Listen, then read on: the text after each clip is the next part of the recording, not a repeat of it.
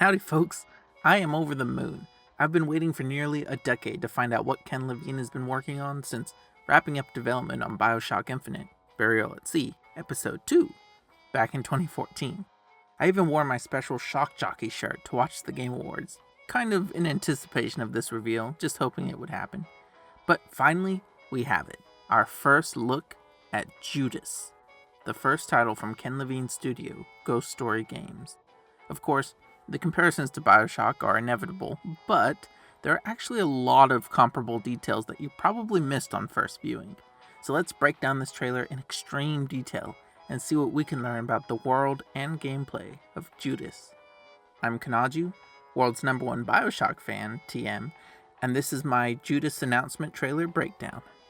Alright, first things first. The Steam description reads, "A disintegrating starship, a desperate escape plan. You are the mysterious and troubled Judas. Your only hope for survival is to make or break alliances with your worst enemies. Will you work together to fix what you broke, or will you leave it to burn?" So, your character's name is Judas, which implies some sort of betrayal or duplicity might be at play, considering that we know Ken was fascinated with the concept he summarized as narrative building blocks, and the Steam description mentions making or breaking alliances with enemies. It's likely that manipulating the other characters you meet to benefit yourself will be a significant part of the gameplay. Also, the idea of fix what you broke or will you leave it to burn kind of reminds me of Columbia, because minor spoilers, but you kind of screw that place over the course of Bioshock Infinite, and in a sense in the DLC Rapture as well. But alright, let's get to the trailer. So first off, we have this shot of a window looking out over a planet. Probably a planet. Not sure if that's Earth or not, but some kind of explosion seems to be impacting it as our protagonist arrives at the window. You can see a hammer in her hands. Perhaps this will be your signature melee weapon, similar to the wrench or the skyhook in previous Bioshock titles. Considering a hammer can be used both as a weapon and as a tool, I wonder if there'll be more interesting gameplay choices associated with it. Sort of a shame that we never used our wrench in Bioshock to, tighten a bolt or something, the same way, Ratchet uses his wrench. Although, I suppose you do handle a fair bit of plumbing. Anyways, you can see a dead horsehead enemy with a shotgun on the floor to the right. It's hard to tell if it's lying in a pool of blood or oil, but we'll circle back to that later. There's a bunch of other rubble that's too vague to make out as well. So at this point, Judas states that the ship is dying. This could just be a mention of the ship's deteriorating shape, or it could imply that the ship is actually alive somehow. So, for example, it could be controlled by an AI, similarly to the System Shock games, especially considering all of the biomechanical tech that we see throughout the trailer, such as this hand thing. It might be possible, but, that's pretty baseless, so let's just keep moving. We have a close-up of a Texas Ranger-looking guy, complete with Tin Star, which reads Rosen. Maybe Rosenberg. Could be his name or the name of the starship. A little odd to see on a starship, but definitely more normal than the horsehead robot. A publicity screenshot shows his badge reads Security at the bottom, and you appear to be in a cell at this point, so maybe he's the head of security in the Bucking Broncos? Or the automated security force in this game, much like the bots and mosquitoes from previous titles. I wonder if we'll be able to hack them. Next up, we have this very colorfully dressed girl who appears to be completely robotic under her skin. Her right arm is missing, and her skin is peeling off of her head, neck, and face to reveal a metal skeleton beneath. She also has that circle on her hand. She's covered in what at first looks like blood, but it's kind of pink, so maybe it's hydraulic fluid or oil or something. Considering she looks otherwise human, especially compared to the pair of possible robots behind her, I wonder if she was born human and made synthetic later. I could see this kind of cybernetic modification playing a similar role to Adam in Rapture. Besides the romantic bots behind her, other small details include the rose in her hand, the flowery pattern on her dress, and rose petals falling from the ceiling. Sort of reminds me of Rosebud from Neptune's Bounty, although, obviously that's just a coincidence, but it could also be similar to Elizabeth's powers from the Bioshock Infinite reveal trailer, which she has a rose kinesis. Who knows, right? And this last main character introduction shows us yet another person that appears to be either mostly or fully mechanical. The sequin dress, dramatic spotlights, and eccentric posing implies this character could be a bit of a performer. Not as much to go on here, so maybe they're the mysterious one. And here we have Judas noticing the big ol' explosion on the planet. Probably a meteor or moon collision, but it could also be some kind of weapon. So, this next scene is really fascinating. We have this horsehead enemy shot dead by this person on the ground, and the horsehead seems to leave a splatter on the poster. Could be blood, but it also kind of looks like oil. Throughout this trailer, it's tough to tell what's organic and what's biomechanical sometimes. I wonder if that'll factor into gameplay. The pistol that the person uses to shoot the horsehead is interesting, but it appears in another scene in greater detail, so I'll circle back to it. Now, the most obvious part of this scene to break down is the setting. I love the Bioshock games for their unique and fantastical settings. Rapture and Columbia are two of my favorite locations in all of gaming. While they really haven't revealed too much about this game's setting, we know it's a disintegrating starship. Sound familiar? Much like previous games Ken has worked on, it's an isolated, decaying sci-fi environment. The ornament work around this poster evokes Art Nouveau, a style that was explored heavily in the development of Bioshock Infinite's Columbia, but mostly replaced with neo-colonial and Beaux Arts architecture in the final game. The poster itself says, "Eat the cookie," and depicts a couple gazing into each other's eyes after taking a bite of their cookies. Those pierced heart cookies and the love connection remind me a lot of the possession vigor from Bioshock, but I doubt this is any kind of active ability in this game. Instead, this tells us something about the world. Why would someone use resources to produce such a large and prominent display for such a simple phrase? It doesn't appear to be a product advertisement, as no brand is indicated.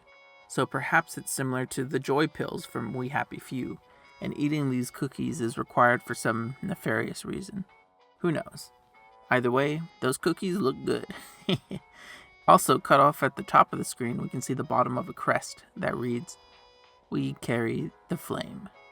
So, could be a cult, could be an academic slogan, could even just be literal, given you get fire powers later. It's anyone's guess, but it does imply some sort of moral or philosophical ideals might be guiding the society in a similar way to Rapture or Columbia. This next scene is great because it shows us the scale of the starship. It's not just small corridors, but appears more like a sprawling cruise ship, or that big B&L ship from WALL-E. Truth be told, kind of reminds me of like an Art Nouveau Rapture, which I would love. Particularly this door marked dropships, which reminds me of a Securus, and this portion of the room which is flooded. I mean, come on, that's like classic Rapture. So, will exploration and environmental kills make a return? Knowing Ken and team, probably. Going back a second though, we can see the sheriff again, and this time we also see that he has a circular machine on his hand. Behind him, we see a poster that reads, "Authentic. What am I doing to protect baby C?" Now, if you're like me, this should have instantly reminded you of the propaganda from Columbia about the miracle child. The woman in the Authentic poster even kind of reminds me of Elizabeth with her white top and blue collar. Baby C looks like some kind of religious figure with a halo of light behind them, and a bunch of hands trying to grab them. This further implies that there is some dogma that pervades this specific area of society. Also, Baby C? Comstock? While we're here though, you can also see what appears to be the coat of arms from the last scene, which literally depicts a hand carrying a torch or flame. With the poster for context, this does appear more religious in its symbolism. Moving forward, we have this little blue robot enemy run up to us and immediately get exploded. This demonstrates some kind of, we're just going to call it a plasmid attack, maybe similar to Electrobolt. The robot is also full of glowing blue liquid, which reminds me a lot of Eve, or salts even. Automatons are meant to play a bigger role in Infinite at some point, and it makes me wonder how they'll factor into the story and whether or not they'll be another partial cause of the ship's downfall. It could also tie into that idea of the dangerous ship AI, but who knows. We also see this weird pistol-looking gun in your right hand. It seems kind of cobbled together. Considering we have horse robots that wield actual shotguns on this starship, building a regular pistol out of like spare parts seems unnecessary, so perhaps it has a special function that goes unseen in the trailer. Although the clip, looks like it just fires bullets, right? Then again, they have little faces on them, so maybe they're like tracking bullets, happy bullets. Who knows, right? Maybe that's to indicate that you can switch ammo types, and different clips will have different illustrations on them. Again, this is just spitballing. So, there's another poster that reads in the background, either individual or individualism, something like that. The text below reads, "Be your unique." There might be more to it, but what's odd is that everyone on the poster seems to be the opposite of unique. They're all wearing the same white shirts. Well, similar white shirts. One reads, "Follow orders." Another reads, "Love the mission." And the last one says, "Eat the cookie." This is looking more and more like a cult to me. And before I move on, I'm not sure if that's a window or like a display in the back, but I hope it's a window. Rapture's windows were always my favorites. Also, the statue has a big circular light, perhaps depicting a hand with the device seen on many of the characters. Who knows how that factors in, but it seems pretty prevalent. Anyway, let's move on. This next scene is wild. We have another poster over here, which can't be read. We have a sconce, which is literally a hand carrying a torch. And, a giant dog mech, which appears to be both friendly and maybe pilotable. I assume this will function to get between certain areas, kind of like a bathysphere. But I could be wrong, it could actually be pilotable. It could also be seen as a parallel to the Big Daddy, or more likely Songbird, being Judas's protector. Who knows, right? Too early to tell. Also, this area that it's in is huge. Honestly, this starship seems more like a city than a starship. And this is actually a train station, it seems. You can see the tracks, tunnels, and a trolley in the background. A sign over the dog reads, "Now boarding. Social credit over 1,000. Pilgrims only." So perhaps some kind of social currency will be the extreme view of this society. It could also be an actual currency in the game, but I'm not sure how that'll work if it's as post-apocalyptic as it seems. The mention of pilgrims also further evidences the culty religious atmosphere. Now, the last line of the sign is hard to make out. I believe it says "Violators prohibited," but it could also say "Molators prohibited." I don't know what a molator is, but it could be a new word. You never know with these games. The trailer raises so many questions. Why is this person suddenly pixelated? Are they a projection, perhaps? Can they teleport, maybe? What's with the egg? It explodes open like a loot box, right? There are bullets, shotgun shells, a pistol, a silenced pistol, a toy or two, and some other bits and bobs. However, they all seem to disappear and reveal some kind of robotic arm dripping with liquid. The design on the back of the egg shows a skeleton lying on a long staircase, possibly heading up to heaven, with an obscured figure offering their hand. Kind of reminds me of Comstock, if I'm being honest. So this egg could be a vendor, and that character could actually be some kind of location jumping merchant. It could be a loot box. It could be an upgrade station like Power to the People. It could be anything, really. I just want to say that I actually love this giant egg design a lot more than what they did with the vendors in Bioshock Infinite. Speaking of which, I recently put out a Bioshock vending machines tier list video, if you're interested. It includes the full series of games. But anyways, on to the next scene. We have Judas pulling something out of her hand contraption and throwing it across the room before closing her hand back up. Perhaps it was a chip that she was replacing with a new one, which grants the firepower, right? So maybe that's how you switch quote-unquote plasmids. Maybe it's an upgrade, maybe that's like a reload, right? Instead of using an Eve Hypo, you have to switch out maybe a battery or something. Speaking of firepower though, that looks pretty painful. It seems like it's actually boiling her skin. Also, we can see a paw print tattoo on her wrist, which of course reminds me of Jack's wrist tattoos, or Booker's AD brand, and I suppose Delta's Delta on his glove. It's honestly strange how many parallels there are to Bioshock for a supposedly non-Bioshock game. But I'm all for it. So this room that she's in is pretty dark and dingy and filled to the brim with toilets for some reason. Kinda gross. Now, an alternate screenshot shows the posters on the back wall. The first one says, entitled, "Be grateful for what's given to you." This artwork's disgusting. I can see why people wouldn't be grateful. like looking at what she's eating. I can't tell what this poor woman's eating, but it looks like raw alien body parts. Disgusting. She's also dirty and wearing patchwork clothing. So it's odd to me that whoever designed this poster in-game would choose to depict things so oppressively. But I suppose we'll learn more about that later. And look, there's a chain that runs around the entire frame. Could be the Great Chain from Bioshock, or more likely a symbol of servitude. The other poster reads, "Demonetized. Love is toxic." Considering the lovey-dovey robots and the eat the cookie artwork we saw earlier, I'm getting mixed messages about love.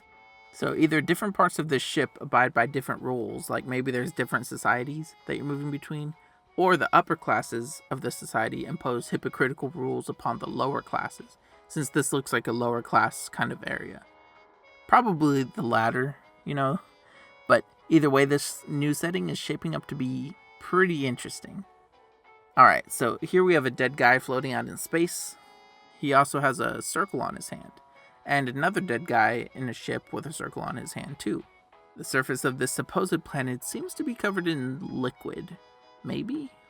It's hard to tell. And again, it almost doesn't even look like a planet, but it is a big sphere in space, so I guess we'll see. Here we have a dead tree frog looking guy. Might be a mask, like the Splicers of Rapture, but it might also be a robot like the horse heads. So this could be a different themed area, which would be cool. This lady who pulls a gun on you has something that looks like a flash drive around her neck, so not sure if she'll be a main character or just some random denizen you run across. She gives us a good look at that gun that we saw earlier too. It appears to be made out of plastic based on the color and material, and the lines imply that it was maybe 3D printed. This could be a lore explanation for how so many guns exist on the ship, or it could imply some kind of crafting system where you can print gun modifications or even new weapons. The trailer implies that she pulls the trigger and we're immediately brought to this prison cell in a flash of light.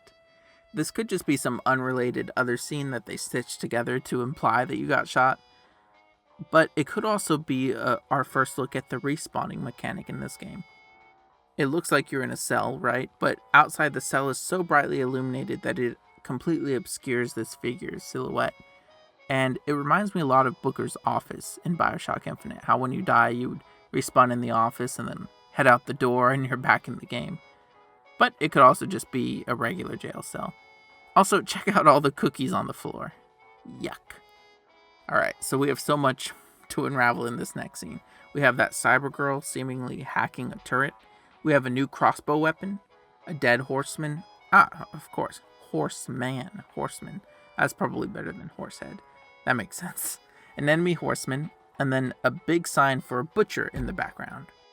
Looks like they chop up those little grubs from Death Stranding there. There's even a little happy statue up in the corner. Oh. There are also a couple more horsemen in the back.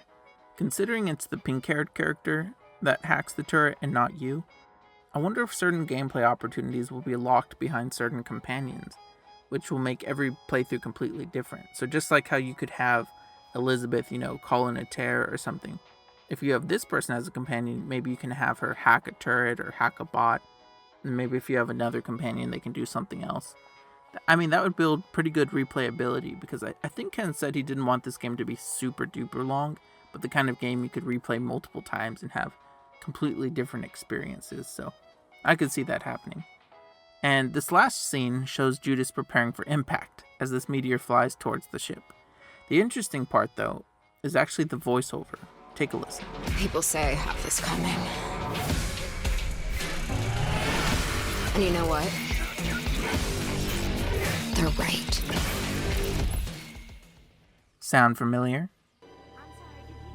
They told me. Son, you're special. You were born to do great things. You know what? They were right.